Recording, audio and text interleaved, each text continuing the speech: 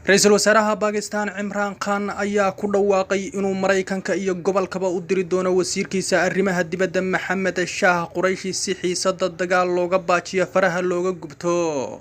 Mr. Khan ayaa sheegay in wasiirka arrimaha dibadda booqan doono Iran, Mareykanka iyo Sacuudiga lana kulmi doono wasiirada arrimaha dibadda ee wadamada uu booqan doono. Wuxuuna xusay Khan in Pakistan ay diyaar u tahay in ay ciyaarto door nabadeed oo lagu baajinayo colaadda u dhaxaysa Iran iyo Mareykanka. Madaxweynaha Iran Xasan Ruuxaani ayaa fariin u bartiisa Twitter ka soo dhigay ku sheegay in General Qasem Soleimani uu si geesinimo leh ula dagaalamay ururada argagixisada.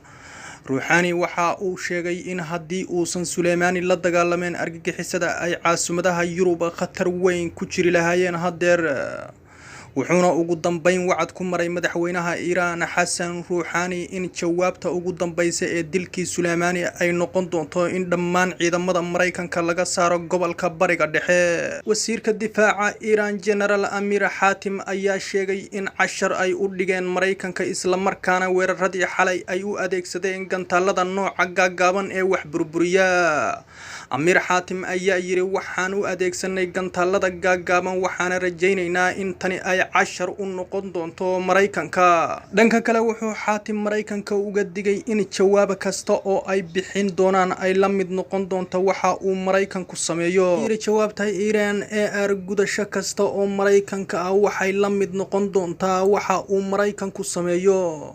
Isagoo Hatim intaasi ku daray in madaxweynaha Mareykanka Donald Trump uu maamulka Mareykanka u bedelay dawlad argagixisa. Ra'iisul Wasaaraha Britain ayaa cambeerayay weeraradii xalay Iran ay ku qaaday saldhigyada ciidamada isbahaysiga Mareykanka uu hogaamiyo ee Ciraaq.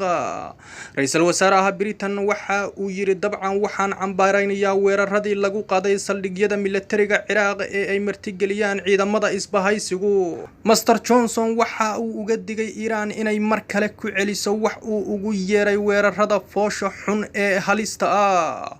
hadalkan ra'iisul wasaaraha ayaa ku soo beegmaya iyada oo wasiirka difaaca Britain oo maanta baarlamaanka dalkiisa ka hor hadlayay uu sheegay in ciidamada Ingiriisku ay sii joogi doonaan dalka Ciraaq isaga oo ka dhawaajiyay haddii ay Ciraaq dalbato in ciidamada Ingiriiska laga saaro gudaha wadanka Ciraaq ay tixgelin doonaan madax banaanida wadanka Ciraaq. Wasiirka difaaca Kuwait Amir Nasir Sabah ayaa sheegay in ay heleen warqad ka timid taliyaha ugu sareeya saldhigga militariga Mareykanka Kuwait oo ah saldhigga labaad ee ugu weyn ee Mareykanku ku leeyahay gobolka Bariga Dhexe ayna ku sugan yihiin ciidamo ka badan 13,000 oo askari oo Mareykan ah. Wasiir Sabah waxa uu sheegay in warqadaasi ay sheegayso in ciidamada Mareykanku muddo 3 maalmood gudahooda ah ay kaga baxayaan Kuwait. wuxuuna intaasi raaciyay Amir Sabah in helitaanka arrinta waraqdan sidan oo kala ah ay tahay wax laba filaan ah. isagoo Amir Sabah xusay in ay kala hadli doonaan waaxda difaaca Mareykanka ee Pentagon-ka si ay uga helaan macluumaad faahfaahsan oo dheeriya. hadalka ka soo yeeray wasiirka difaaca Kuwait ayaa imaanaya iyadoo Iran ay wacad ku martay in ay jari doonto gamcaha dheer ee Mareykanku kula jiro gobolka Bariga Dhexe.